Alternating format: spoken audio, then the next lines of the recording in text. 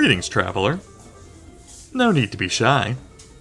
The warmth of this tavern's hearth isn't just for me. Sit. Rest. If you're looking to pass the time, could this old bard interest you in a tale? Perhaps a tale of the travelers of Riverlock.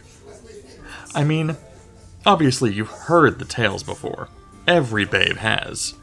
However, I knew the band.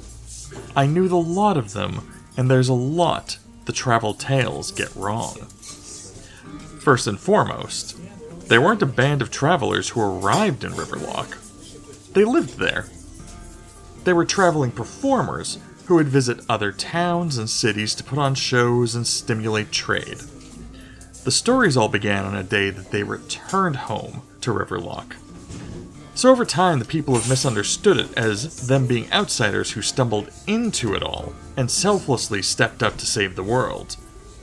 Fact is, they weren't much different than any of us. They were just a bunch of folks trying to protect their home. It all began as I said. They were walking home from a series of shows.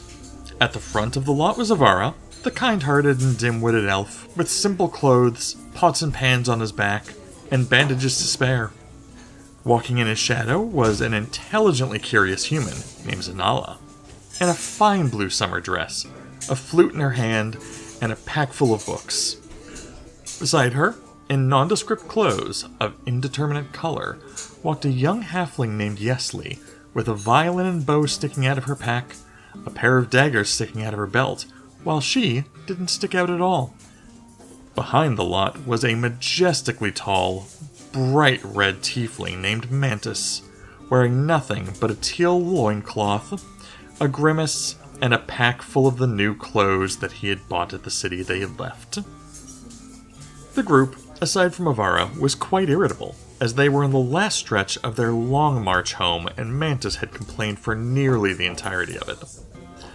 Mantis had been a bit of a spoiled brat growing up, and while Zanala had been also, Mantis had developed quite an all-about-me whine to everything that came out of his mouth.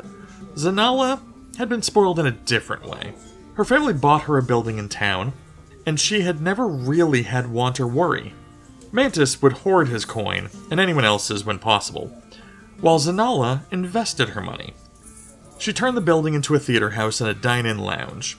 The upper floor became apartments for those she now walked with, while the basement was reserved for her library, her laboratory, her bedroom, as well as a room for Sunan. Sunan was the drow woman who ran most of the day-to-day operations. Mantis whined, Zanala stewed, Yesley ignored it, Avara didn't notice. Zanella was determined to power through and get back to her room, while Mantis demanded that they stop at the tavern on the edge of town to rest his hooves.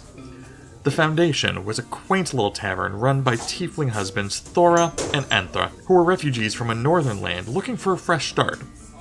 They had purchased an old burned-down lot where only the basement foundation had survived and rebuilt it into a tavern of their very own. As the party arrived there, Mantis eventually having convinced them all to stop, they found the tavern full of people who looked up with aggravation as the party burst in. Perhaps the patrons would have been less irate had any of them realized that the band would be responsible for stopping the end of their world 3 months from that moment. Maybe they'd have at least been a little forgiving had they known that the whole band would be dead within 3 weeks. But all that was a tale to be told over the next drink.